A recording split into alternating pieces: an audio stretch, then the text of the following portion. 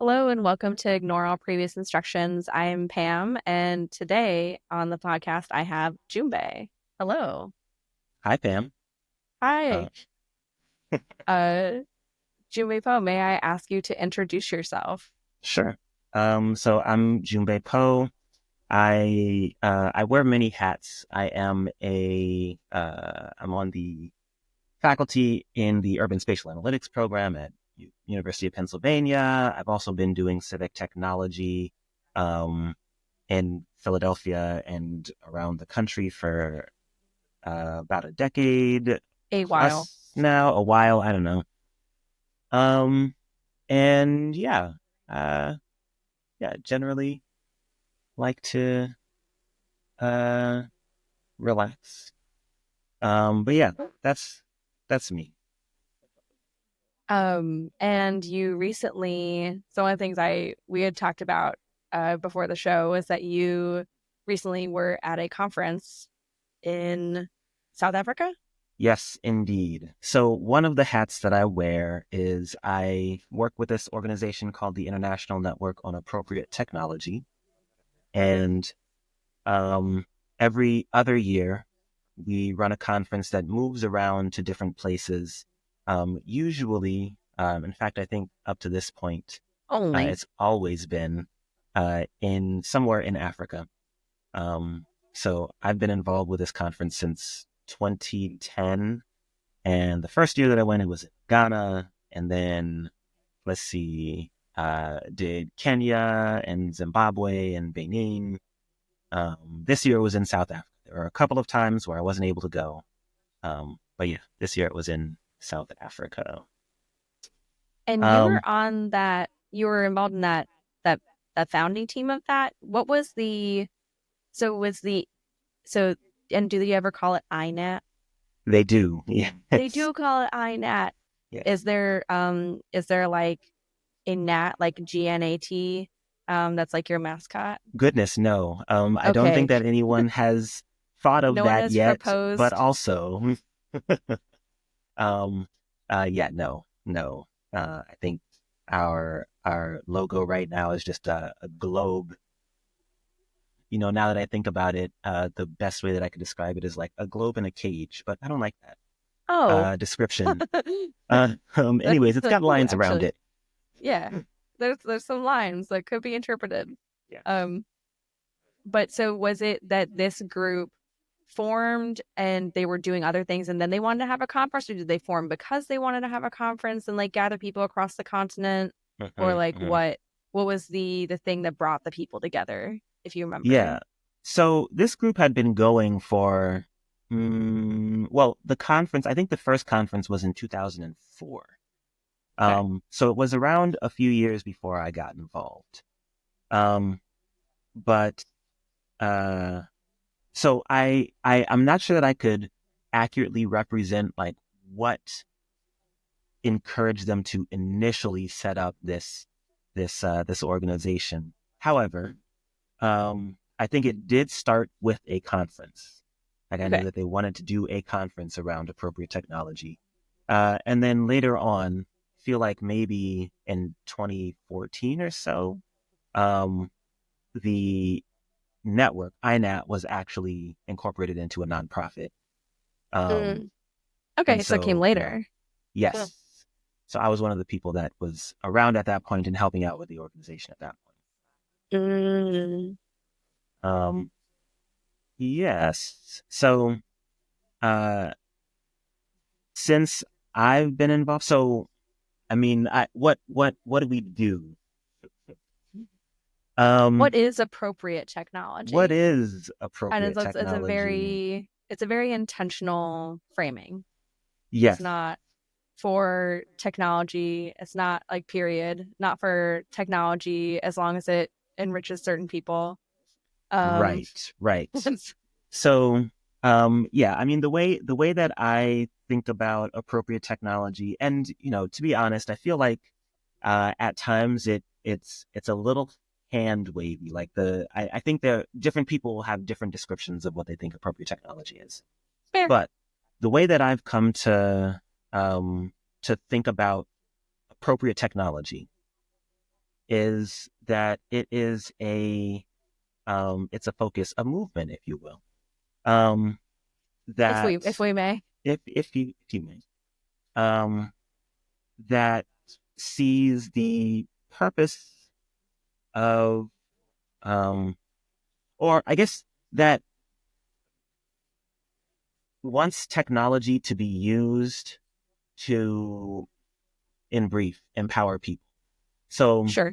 as opposed to empowering a small number of people, getting a small number of people rich at the expense of uh, a large number of people's data or privacy or have you, or for that matter, their safety, um, Mhm.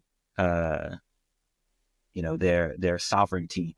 Um, Appropriate technology is a view on what technology is for.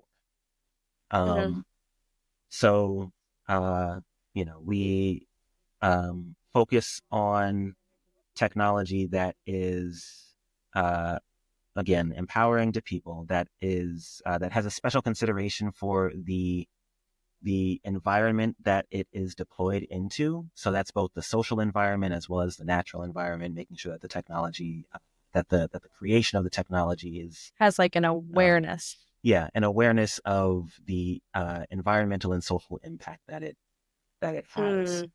Um, It's very thinking in systems. yes, it The is. that book, Lee, that is an acceptance or an encouragement of context. Mhm. That perhaps hear me out. Yes, Context matters. right. So, all of those things, in fact, context is one of the words that I use frequently when I'm talking about appropriate technology, making sure that Mm. people are aware of the context that things are being brought into and developed out of. Um, yeah, there was totally another thing that I wanted to say on AT, but I don't remember what it was, and it won't come back to me later. It's Um, yeah. Whatever happens, happens. yes, whatever happens. It's So, a natural flow. um, so we've been doing these conferences again before I was involved. Um, First one was in 2004, and to be honest, up to this point, it's been largely academic. Um, Okay. as in like So there's not I thought because I've always found it interesting when you go to this conference, like and you come back because you often have stories of like cool technology people are showing. yes, And I thought that some of that might be commercial or industry use. yes, and so a part of the conference, so like the majority of the conference is organized around, or has been organized around, paper talks, academic research talks. Oh, However, yes. there is Paper also, talks. Is that what yeah, academics call them? yeah, mm, Like I wrote a paper and so I'm giving a talk, yes, a paper talk. that's the It's idea. interesting. Yeah. Um, so, uh, also at the conference, though, there's always a tech fair. Sometimes that is more prominent than other times. Hmm. Um, where people will come in and display the works that they've created. That's not focused around papers. That's focused around like things that people are actually demonstrating at the conference.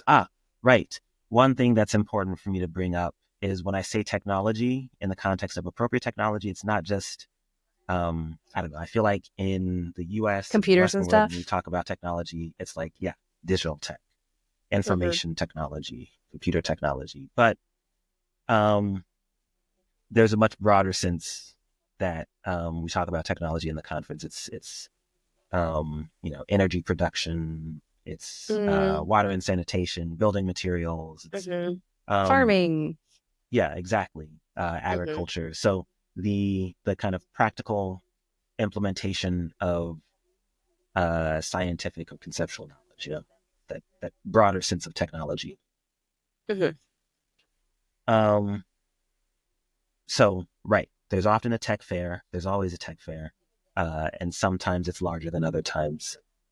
But also, one of the things that I've been trying to bring to the conference um, is, since I was raised, kind of professionally raised in the civic tech sphere in the US, one of the things that I am used to is things like hackathons and, Yeah. times where, at these Collaboration conferences time.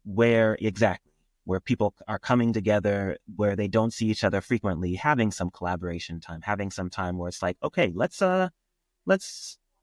take a break from the things that we normally do and do something that is relevant to the thing that we're all here for.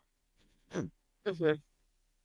So, um, the first 3 or so times that I was involved in the conference, I ran a hackathon at the conference. I think the first couple times were centered around mobile devices, how to use mobile Mm-hmm. devices.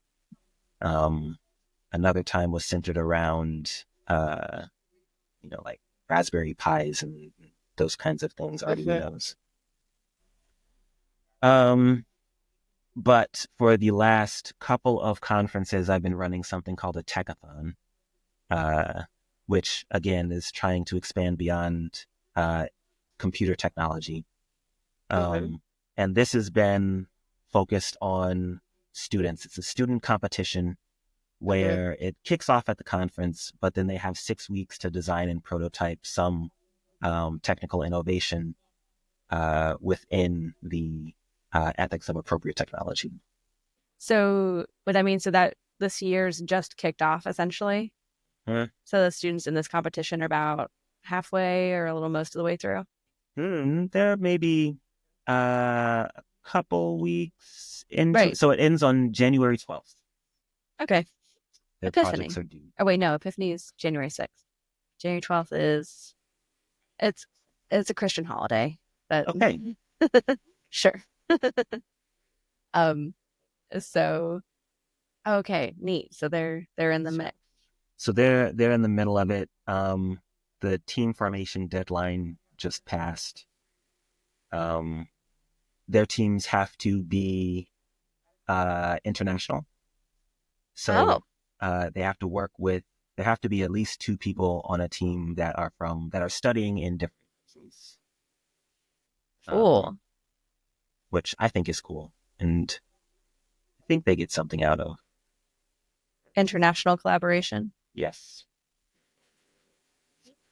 But yeah.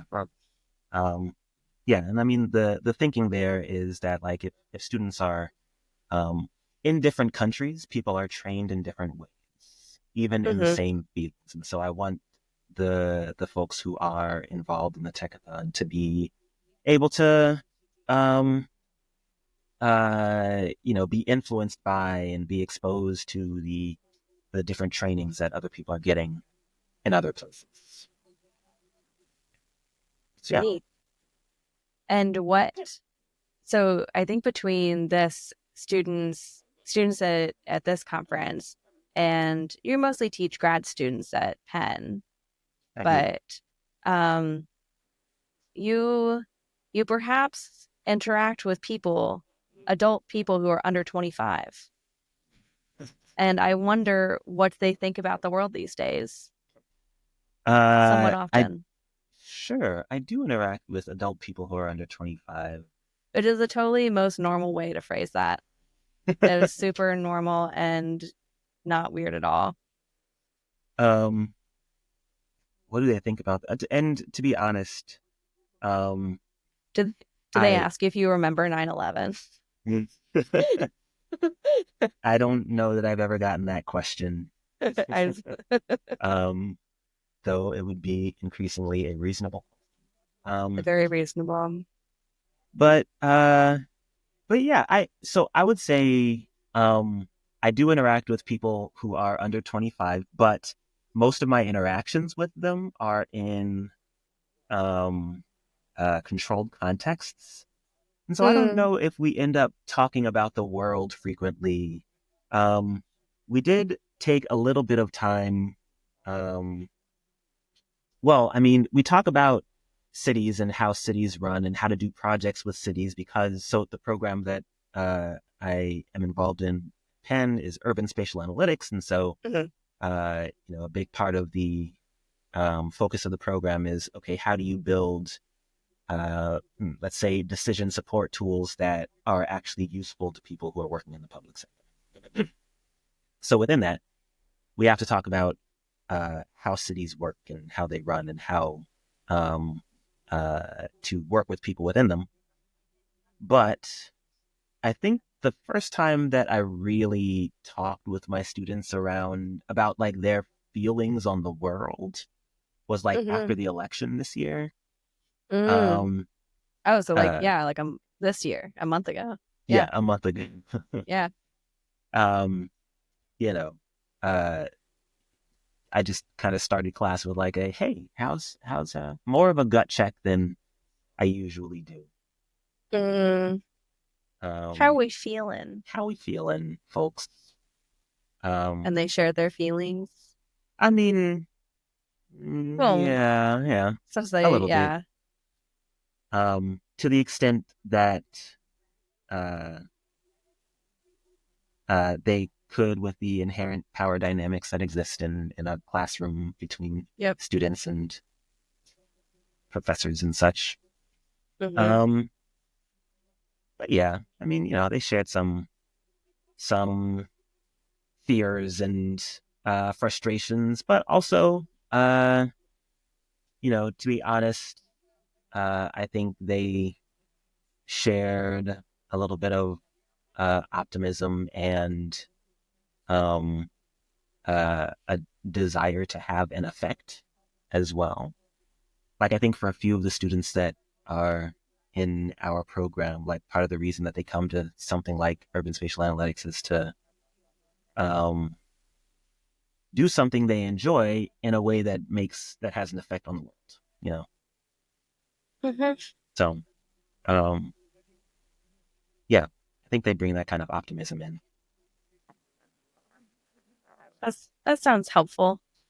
I think it is. I think it probably is. Sounds helpful. Um, Let me toggle back to the appropriate technology conference for a minute, as I want to ask, because I tend to ask you this when I'm seeing you after this conference, like, what is a cool thing that you saw? Yeah. Um, so what is a cool thing that I that I Yeah, what saw? is a cool thing that you saw that's Um, maybe something you found inspiring, seeing yeah, someone make or a paper that was, we should all look up. sure. I mean, I think some of the things that I was exposed to at the conference this year that I appreciated and were kind of up my alley. Okay, all right, I can think of three things. Okay. Um, one of them was uh, maybe not just one paper, but kind of a category of presentations. Um, there were a few kind of product design, industrial design kind of presentations Oh, industrial design where is really neat. yeah, and Yeah. people were Mhm. experimenting with different kinds of um, sustainable materials. There were people who were experimenting with making um, uh, yeah, the example that they brought up was like a pill bottle, but you think of all of those little plastic bottles that things come in. They're Yes. experimenting with like making those out of eggshells, um, Ah. or I guess more specifically like eggshell waste from Yeah. restaurants and such. Hmm. Um, I think I enjoyed some of the industrial design things like that were at the conference. Um, Another thing that I was exposed to at the conference that was cool was someone did a study on this spot called Victoria Yards down in Okay. Johannesburg. And Victoria Yards, if I were to describe it briefly to my understanding, um, is a formerly industrial site Mm-hmm. um, that has been converted into essentially like studio spaces and workspaces for the community around that industrial site primarily. Okay. Um, uh, and so, they were the author, the researcher, was looking into um, just that as a model. Like we're familiar with um, former industrial sites being converted into lofts or Yes. things like that are relatively expensive and inaccessible and not really made for the community surrounding the place Mm-hmm. that's being uh, revitalized, so to speak. Yeah. It converts it into private space. Right. Or, yeah. Um, and so she was looking at this as an example, and there are other examples around the world as well, but she was looking specifically at Victoria Yards as uh, a a model of this kind of um, uh, mode of revitalization. So looking at the programming that they did in their um, garden, there's a garden that they set up in the space where they have students from around the surrounding area come in and do some gardening. Um, and then the products of that gardening, the food is, anything that doesn't go to market is actually distributed to the community. Um, the yeah, so there were a number of things. In fact, we're going to be posting the proceedings from the conference, so you will be able to look up these papers Ah, um, good. Yeah, I'll soon. definitely put the link in the show notes so that people can follow, etc. So that was another thing, and then the last thing was I was introduced to um, a person from the Distributed AI Research Institute, um, Is the AI which distributed or the people? I think it's I believe it's the Is it people is it that the like distributed is is referring it to. a sharded Yeah, model? no, Like no. is I that believe a it's the thing? people that the Okay. distributed. It's a distributed research institute Okay. um, focusing on um, uses of data and artificial intelligence and such. But one of the researchers that's involved in that institute is based in South Africa or Lesotho, Mm-hmm. maybe in the South Africa region. Um, and she was presenting some work that she was doing as part of that institute, looking into um, the distribution of healthcare facilities within South Africa 30 years after independence and after the end of apartheid and um, Mm. so on. And essentially kind of asking the question of uh, how well has South Africa realized, at least the healthcare context of its Mm. vision of, a more equitable society. Mm. Um, and so her research and her presentation around that was just um, fascinating. Um, she was looking at the distribution of facilities with relation to different types of housing within South Africa. They have a lot of informal settlements um, uh, in South Africa, which I think the closest thing in the U.S. context that we could think of is like an encampment. Okay. I was gonna say, can Um, you like is tent city okay to say? yeah, that's I don't know. that's like that's the A closest gathering of analog. tents. Yeah. Yeah, but it's not an exact analog. I think there is a little bit more structure that is uh, brought to those settlements in South Africa. They're um, There's uh, access to healthcare, for example. there's access to healthcare, there's access to education. There's access to water facilities that the city or the Public government health. maintains. Hmm. Right. And it's not perfect by any stretch. As the research that this researcher Nyeleng Morossi that she presented um, lays out, but uh, it was interesting to see what she shared. And I will try to find whether she has that published somewhere that maybe we can also leave a link to. Mm. Yeah, So yeah, cool stuff. So it sounds like there was probably AI was probably a strong topic at this conference as well. it So was it that's was a it was a little topic. Um,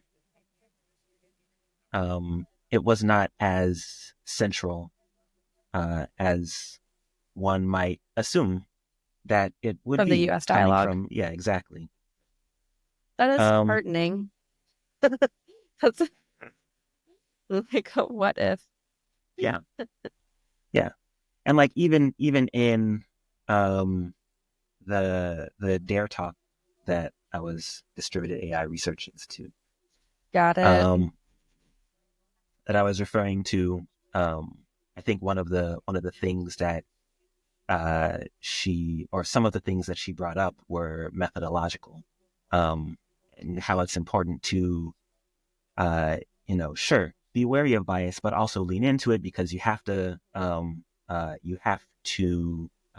know the things that you're studying, and that is a strength that you have. Um, Mm. uh, That's that just yeah, was it's an interesting perspective. yeah, That that was it's something that stuck that with yeah, that there's there's a novel I really enjoy that has kind of in its core plot near the end, unfortunately, so I don't want to like name the story. Um, but it's uh that like in a it's in a fantasy, but at its core, like there's these kind of they build like these homes, but then the core of the home is built on a root of suffering and causing harm to another person. And so and kind of in the novel series it kind of it kind of purport like pushes forward this idea that it's you can't build a healthy community on the like, if I were to interpret that fiction as an allegory to what it might be or what it represented for me, as we all interpret art our own magical way. And so something I've been wondering because when you say that, because that's an idea I've been rolling around in my head a little bit lately, hmm is can we try like can we build a house on when the core of it is rotten? So this person's saying well yeah we can do that, but then we can also take this like fork off of it of yeah hmm we recognize that it's rotten, and so what do we do with that once we accept it? hmm hmm And as if we're like writing a mathematical proof or whatever, we write what our assumptions are and where do we go from here, yeah, and given that, and so that, etc. And right, so especially in the context of the United States, I've been thinking about this a lot yeah, of the you know a building things on you know what was before. yeah. And I mean, um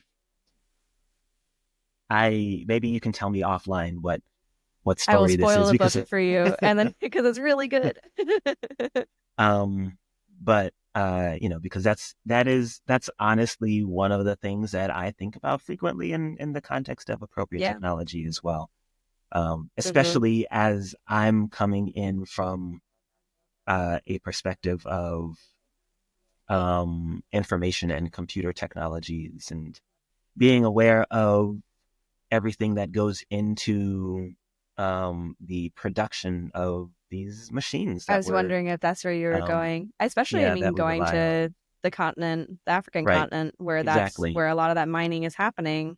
Yeah. And yeah, how's it Yeah. impacting those communities? Right. Exactly. And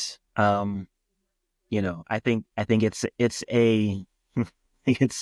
that's a hard question to That's grapple the with. thing. It feels heavy because it is heavy. It's like Right. this a big thing to think Yeah. about. Yeah. And then, going back and considering how artificial intelligence enters into these conversations as well, you have to think about the uh, environmental, let alone the social impact of um, the systems as we've created them thus far. Mm-hmm. Um, where you do have uh, um, underpaid and exploited labor going into the training of a lot of the models um, uh, that are in use right now, Yeah, and like there's so there's so so much. much of it, and that the collection of the data itself was, yeah, Yeah, rooted right, in bias and etc. And right. And so when Yling was talking about that kind of leaning into your bias, I feel like those are the kinds of things that she was referring to, like being able to know uh, how the data is dirty, not just dirty in like um, a data cleanliness standpoint, but like what the shortcomings are in the methods of collection mm-hmm. for like census data and so on. And for that matter, what the shortcomings are in the metrics that might be used somewhere else in the world for applying to the local context that you're operating within. Um, but yeah, I think centering that awareness is I don't know, a first step. Is it enough? Uh, it's Yeah, it's a first step. but at least not pretending that everything is fine and that it's all putting it on a pedestal for, Hmm. oh, the computer did the thing and so we must listen to what it does. And it's like, maybe, what if not? Um, what if the computer is an output of its inputs? Right. And so if its inputs have issues, then perhaps we should be aware of it at minimum. Yes. At minimum. At minimum. So something so you in your career and like broadly cities, talk about cities. Yeah. So what makes a city? When does a settlement of human beings become a city? uh, Phew. I mean, there's probably an answer to this, at least as far as uh, urban planners and such are concerned. Um, Well, I think to give you a little more time to ponder it. I was thinking about the reason I was thinking about it is you were talking about, people going and talking in the appropriate technology conference and also these students coming from different environments. And I think you may have said cities. But so like if they're studying in cities that they are in different countries, but they're creating things related to, this idea of a society of a settlement of human beings and a thing that we call the city. yeah. And how are I, another thing I've been thinking about the last many years is like the cities around the world, like settlements of human beings, have these commonalities, and that a kind of, I guess, hard for me to describe. That's why I'm asking you, professore, uh, that that these cities seem to have something in common, that like the cityness, like the thing that makes them a city, as a settlement of human beings. And so Hmm. what is, a student from Ghana collaborating with a student in South Africa, collaborating with a student in Berlin, what are they talking about in common? Yeah. Like, what does it make a city? Yeah. I mean, and I think um um I think the thing that I would point to, and I'm gonna caveat this Obviously. with like I come from as far as like my expertise goes, like a computer science background, and like I have been working in civic technology, but like my academic training is not urban planning or anything like that. That being said, Hmm. I like cities, I like experience. So I think there's probably some um, threshold of collective organization, which Mm, is to say, like uh, um, administration of services and so on that um, makes a city a city. hmm. Um, but uh, I guess I your question makes me curious um, about whether there is a like a formal distinction there. Now, one of the things that it does make me think about is a reason I was excited to get, or that I was excited that the conference was in Johannesburg this year, Hmm. um, is because Joburg is one of those cities that Joburg. I It's just cute. it Oh, is it's a really I think they have a few what a nicknames. cute There's name. Joburg. Some people call it Josie, like Jozi, Josie. Josie. I like that one too. But Cute. it is a long name for to be fair.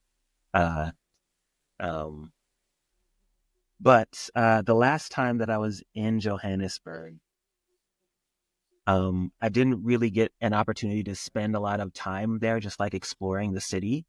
Hmm. And um, I've spent a lot of time in a number of American cities and a few European cities, um, and a couple of uh, Asian cities at this point, at least like big ones like your Tokyo, your Beijing, and such. But uh, I would say I didn't really understand Johannesburg. Um, and honestly, I'm not sure I completely do still. Because there are just things in that context of that particular city that are so different than other cities that I've been exposed to. Mm. For example, like we were talking about with the informal settlements a minute Okay. ago, there's not really uh, a um, a clear analog for that anywhere else that I've been. Like Hmm. it's informal relative to other housing in the city, but it's like much more Hmm. formal than you would think of as a tent encampment That the city. formality is the part that I would say stands out compared to other places I've been. Uh-huh. Like having access, like if you go to, if you travel in a big city in India, you'll see plenty of, Sure. Right. Yes. people living outside of buildings. Right. And for that matter, and well, I mean, if you travel around the United States, you'll see plenty of people living outside of buildings. Sure. But Um, in gathering, like in yes, groups. right. Yeah. But also, um, yeah, and for that matter, India is another place that I haven't had a chance to travel to. But I think the and also Nairobi is another one of those kinds of cities where I'm like, I need to go and spend more time because I don't think that I have a clear model of how this relates to other cities that I've been to. So even though there is this kind of like, okay, yeah, at some point when you get to a certain threshold of collective organization, um, this group of folks that live around each other becomes a city. Uh, on the other hand, I still feel like there's so much variation within like what is a city that I am no longer entirely sure that I have a good answer. That it's, yeah, it's kind of you started from uh, a, maybe as this like time goes on, it's like you think and then you see enough things where you're like, but no, like there's beautiful variance all across these things. yeah, And so but they do tend to have this thing where they run into some similar problems, and that's why it's helpful to collaborate.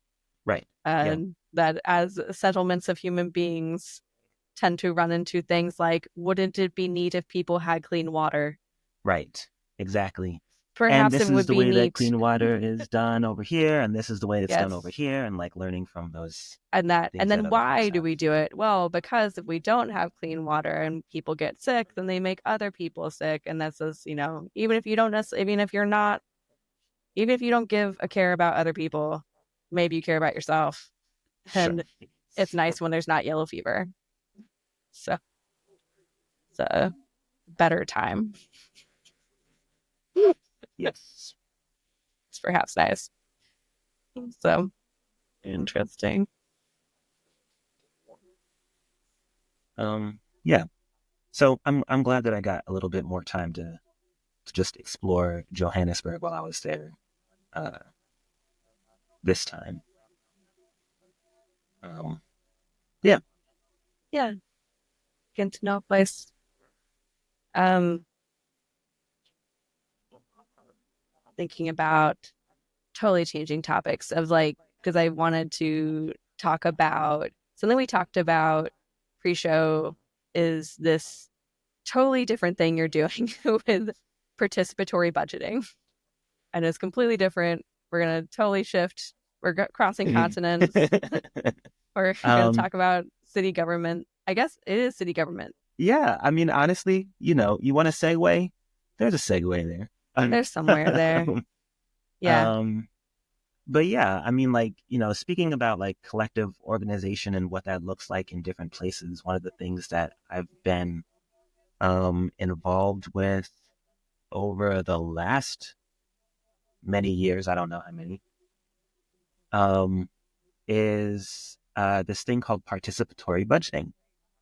And at a high level, participatory budgeting is when uh, a city, I don't know if it has to be a city, but some sort of administrative body Mm-hmm. sets aside a portion of its budget for um, uh, you could think of them as uh, directly democratically uh, envisioned and voted on kinds of capital projects. They're usually capital projects, things Capital where you projects. can, Okay. Like a yeah. bridge. So capital projects as opposed to operational uh, Mm-hmm. projects. Um, Expenses. Yes. right. Yes. Yeah. Like a well, in like a what's it? Now I'm realizing I'm like maybe this is not helpful, but I know it's like in a regular company, an employee is a capital expense and a contractor is an operating expense. And because you can just cut the employee and then spend less money, or cut the contractor and spend less money, but you can't. It's much harder to cut the employee. They're part of the capital expenditure. okay. At least So in maybe I'm completely wrong, but that's something I remembered from a previous company. I don't know, but the way that I think about it with cities is, I mean, I guess the easy way that I think about it is one-time expenses versus ongoing expenses. Okay. Where Building one the rec time is center versus staffing the rec center. exactly, yes. Or for that matter, building a bridge versus maintaining a bridge. And, Mm-hmm. honestly, I think there are shortcomings in the capital versus operational um, model, or at least as far as it's thought of in that one time versus ongoing expenses, because like if you build a bridge, hopefully you're going to maintain it. But Or maybe still, you just don't.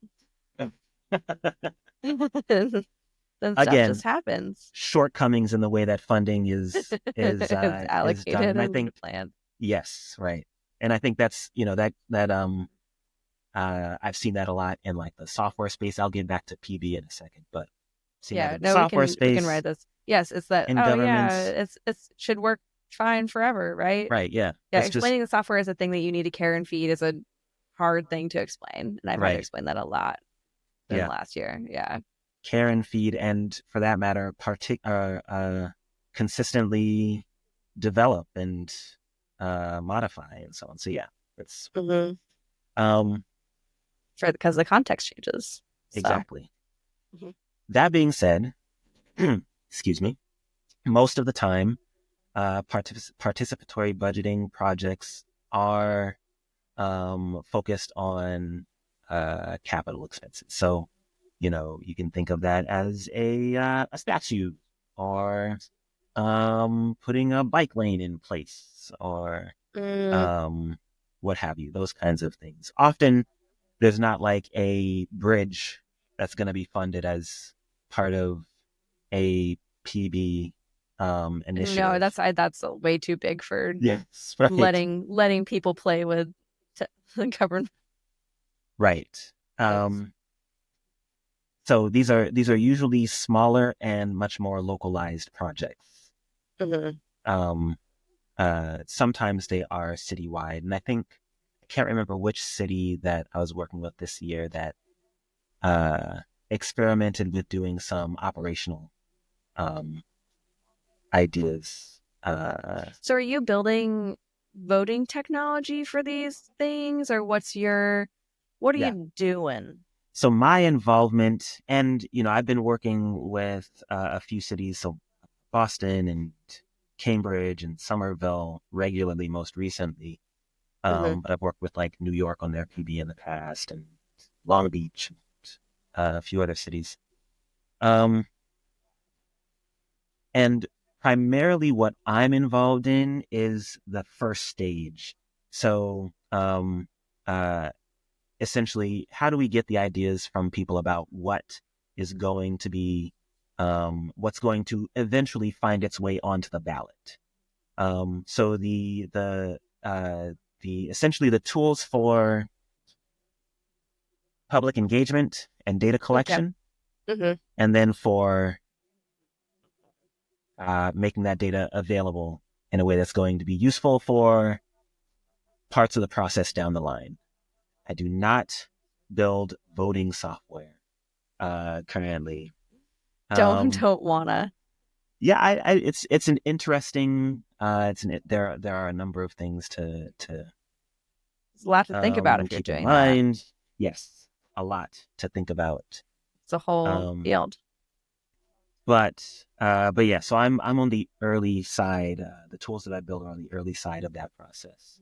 How did you Um, become participatory budgeting guy?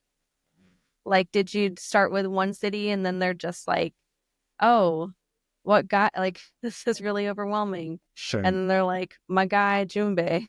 Like, Yes. Sometimes it feels like that. well, Um, you listed a number of cities to the point yeah, where I'm like, wait, how did that happen? right. Congrats. How did that happen though?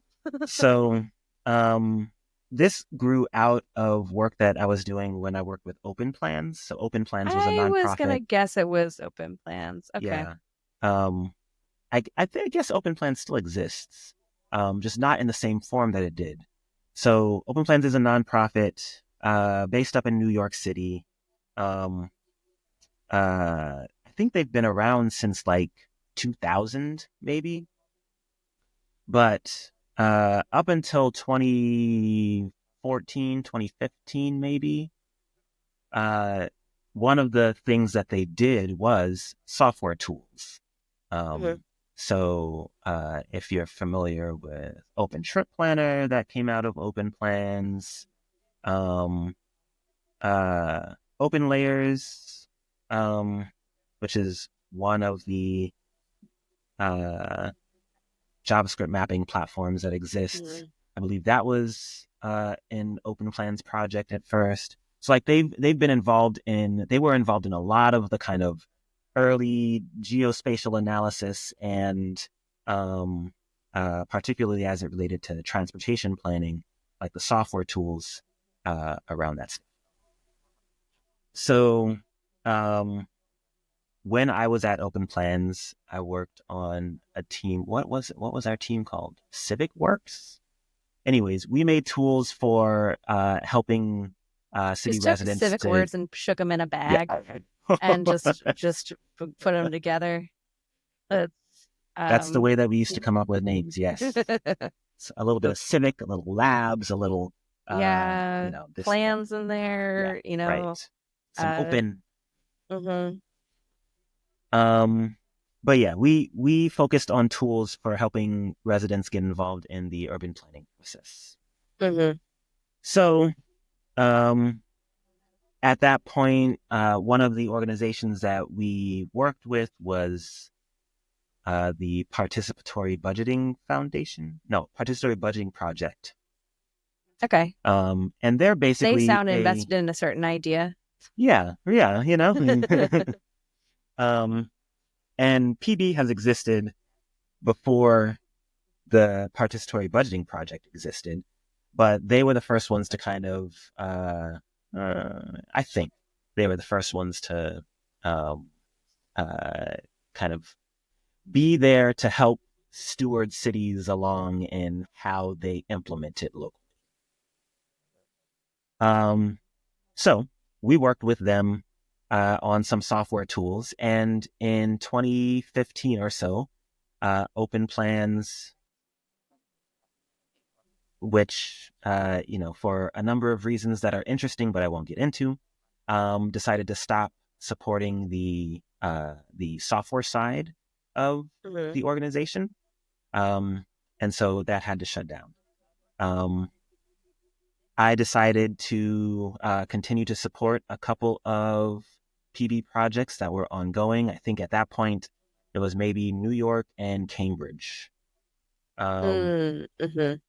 And just based on the ongoing work there, Once you other start cities doing have. something, Once you start doing something, people ask you to do people more of it. just keep asking you to do it. So It's in that tone of like that. Yeah. So people really want that to happen. But then it's that once you recognize that cycle, it's like, oh, you got to be careful. That once you're doing something, especially if it's a little underappreciated, sure, yes, that you will keep doing it until you stop being yeah, that person. yeah. But So I mean, that said, I do enjoy yes, it is. working on these. Yeah, yeah.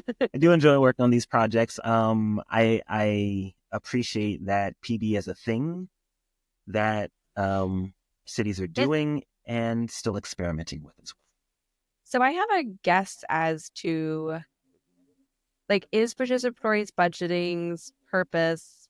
I could see it multiple, kind of missions or orientations for it. One being that sounds like a great sneaky education project. well. Like that's actually like the motivation that I like the most for myself for about why I would be interested in seeing participatory budgeting is people have lots of opinions about what the government should do, but perhaps have not actually faced the kind of trade-offs that a government has to face. Mm-hmm. And actually there's, like I remember knowing someone who was like, there was a time when SEPTA, the public transit, well, I guess they're doing it, they're always doing it, but a previous time when they were cutting routes, um, a previous time where they were proposing to cut a route and this person lived on a route and that, especially if they did the thing that they were saying they were going to do, she was like, I might have to get a car. Like, I don't want to get a car, but Mm-hmm. that and I looked at her slide. She was like, I made slides to take the public meeting. And I was like, you do you, girl. And then she showed me the slides, and her proposal was, you should not cut anything and keep it. And like, I was like, Yeah, well, but the problem is they have to spend less money. So where's your fix for that? right. Yeah, Where's there's not just don't change anything. the right. the context, I guess. Well, context has changed. That's Yeah. And so. in an ideal world, we would have a transportation system that is adequately funded to Mm-hmm. move everyone around quickly and conveniently. But Mm-hmm. yes, so I think um, the core motivation of participatory budgeting is around the kind of democratic ideals. I was gonna say, or it's like That democracy or said, right? whatever. Yeah, that said, Whatever. I think That's that the fine. I education don't component is know. uh, Yeah. is is is a big thing. Like one of the things that I've enjoyed seeing in a number of cities is that they um, voting age is arbitrary. It's made up. And yeah, it's made up. And so a lot of cities have chosen to, particularly for their PB processes, to reduce the voting age. Ooh, I like that. In order to, get high school students involved I was going to in. say, it seems really obvious to involve high school students. Right, yeah. That seems very obvious. Yeah. But yeah, getting them involved in, imagining how things work and how they change and the process for getting things changed. Like, that's been one of my favorite things in just seeing the way that people administer these kinds of programs. But yeah, I mean, even for adults though, I think that the educational component is valuable. I would love to know. There are a number of studies that I would like to do on the cities that have done PD. Maybe you should maybe you should get affiliated with a university or something. So like, yes, right? Yeah. like it's almost like you can. Maybe I should work in a city planning department. Sure. So try that. But yeah, I mean, I think one of the projects that I do want to do in the near future, and try to involve some of the students that I work with, and is doing these kinds of studies around participatory budgeting cycles. And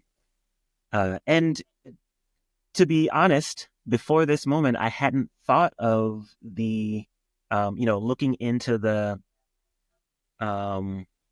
like civic education. Yeah, exactly. The effect that it has on on the kind of civic mindset of the people involved, the people affected. Yeah, I think that you could definitely. That seems like a thing you could definitely design a study around. Yeah. Like in terms absolutely. Of before, after check-ins, things like that. Like, yeah. Someone can design that social science study. Yeah. And I know that individual cities are, they try to keep track of like, okay, who's participating?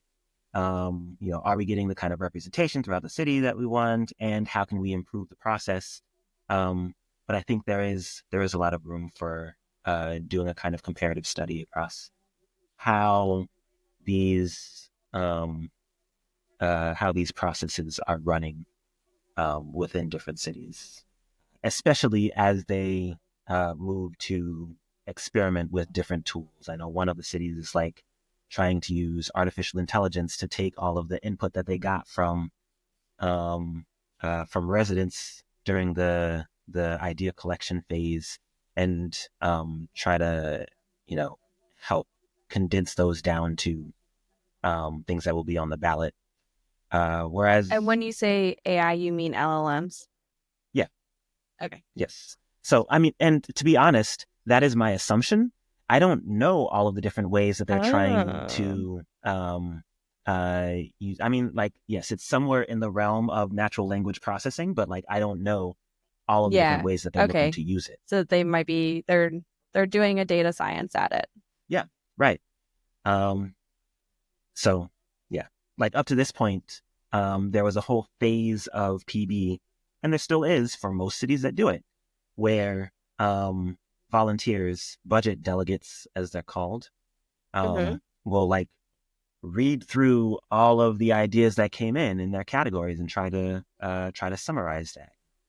Or summarize those and reach out to the people who left those ideas if they need more input on a particular one or what have you. So, yeah, there's a lot of experimentation happening and remaining to be done. Interesting. Yeah. And because it's kind of resist asking this question, but I don't think I can. And we don't have participatory budgeting in Philadelphia. Well, we do not. So several years ago, I heard. Oh, settle in. Okay. No, this is a short story. Several years ago, I heard that there was interest in it, and I think that there was some sort of exploratory body Hmm. um, Oh uh, no, the death of any gathered in order initiative. There to was a committee.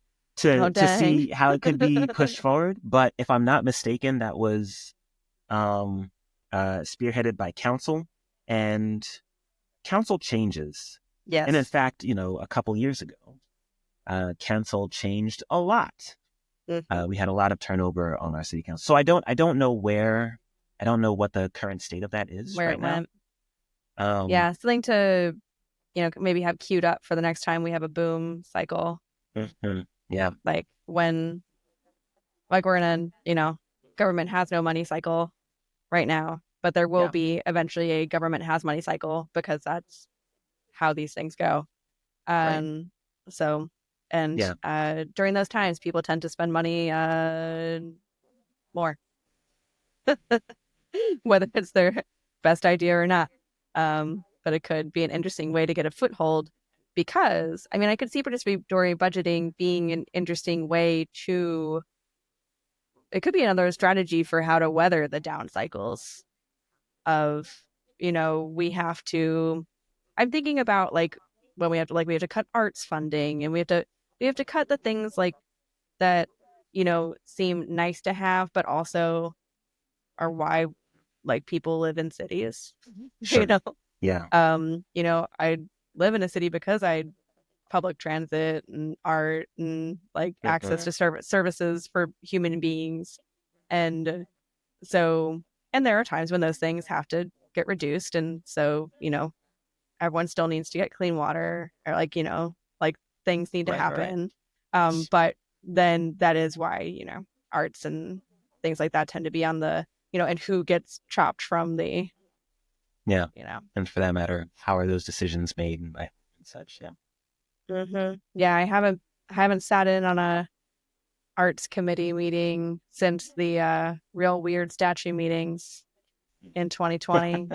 Oh yeah, those were real weird Uh-huh. and part of the like people said things that are part of the public record. So that's a choice that they made. Alrighty.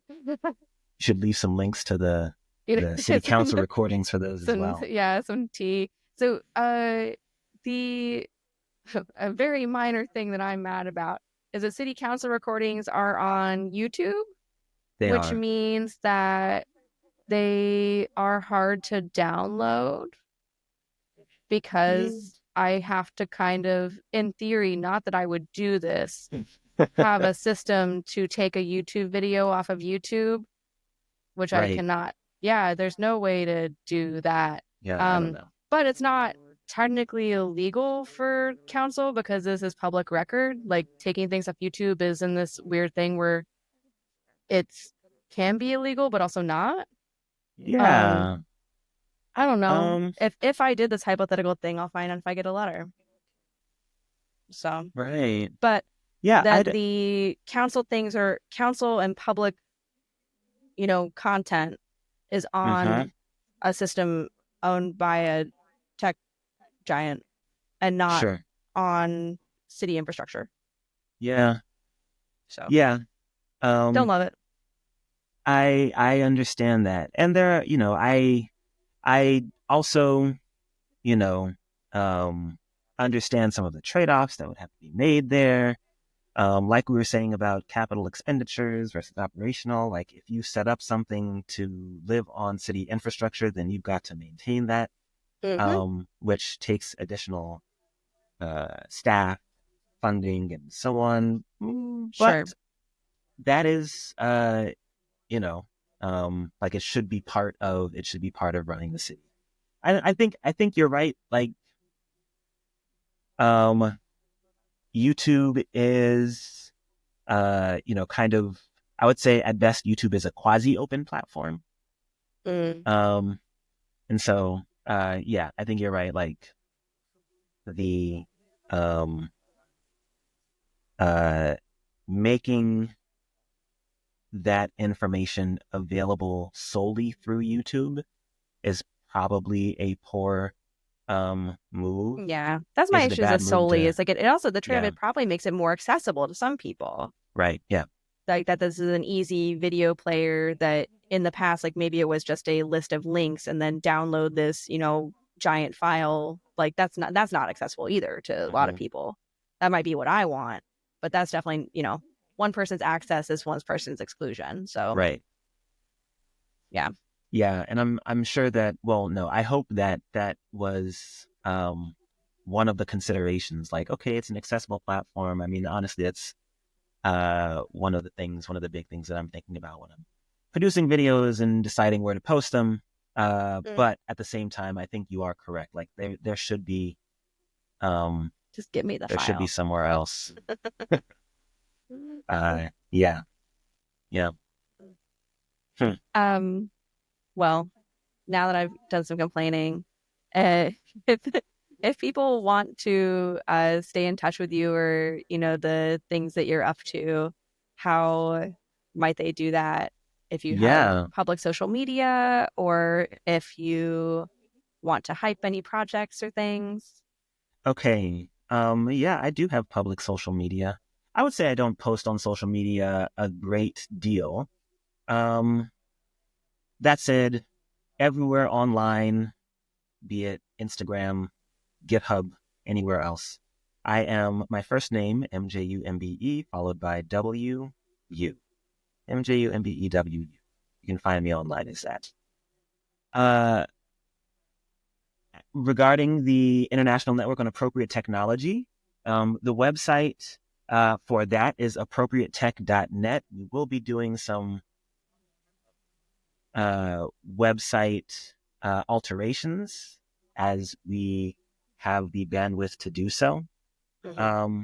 But if you're interested in learning more about what we're up to or in getting involved as a member, um, there are ways to apply for membership there. Um, And can I so it's, kind of tangent or dig into that a little bit? yeah, Because I was thinking about, I was like, oh, I didn't like talk much about this, but so like the set like Institute for Appropriate Technology and its conference is very continent of Africa centric. Is this something that it's about Africa, or like people in the United States or South America or Europe could also get involved? And this is like meant to be naive for a reason because I think people might like wonder that. sure. Yeah, no, it is global. And the It is reason that the a globe conferences, with lines. so the reason that the conferences have been, oh, you know what? Maybe it's connected, right? Yeah. Anyways, so the reason that the conferences have been focused in Africa is because um, the network has generally been um, uh, most concerned about what we call global South um, places. So, and you might refer to these as developing nations. I don't think there's a real um, uh, good way to lump all of these Nations places with the together. most recent impact from colonialism. Right, exactly. Right, like That's like um, what do you when it's like what are we actually saying when we say that? right. It's yeah. And Anyway, I think it is a little bit hand wavy, but I think, yeah. maybe what you just said is a good description. Nations with the most recent impact from colonialism and its outgrowths. Mhm. Um so, not a lot of these nations have been more recently independent. Um they have perhaps historically not had uh, sovereign control over the resources within those nations, um, and continue to suffer from both environmental and social exploitation from all over the rest of the world. So, like, Mhm. as an organization, I think our most direct sphere of concern is Mhm. around those kinds of places. Mhm. That said, one of the things that I think about frequently is that uh, the knowledge that goes into and the lessons that come out of thinking about appropriate technology and the kinds of scholarship that's done within the context of the conference um, is applicable to places all over the world. All over the world, we have um, uh, poverty and stratified Mhm. access to social resources and um, uh, like we were talking about with South Africa. Mhm. Sure, there was a presentation where they were being critical of the access to health infrastructure within South Africa, but like here in the Look at them U.S., having it. right? Yeah, Exactly, doesn't like, but look at them having that health right. infrastructure. Yeah. So yes, you like we are a global network trying to um, uh, ensure that uh, as we have learnings that are taken from wherever those learnings are coming from, that they are equally distributed. Um, so yeah, if you're coming from an American context, get involved. If you're coming from a European context, get involved. South American context, get involved. Um, Asian context, get involved. All over the world. Sure, I guess.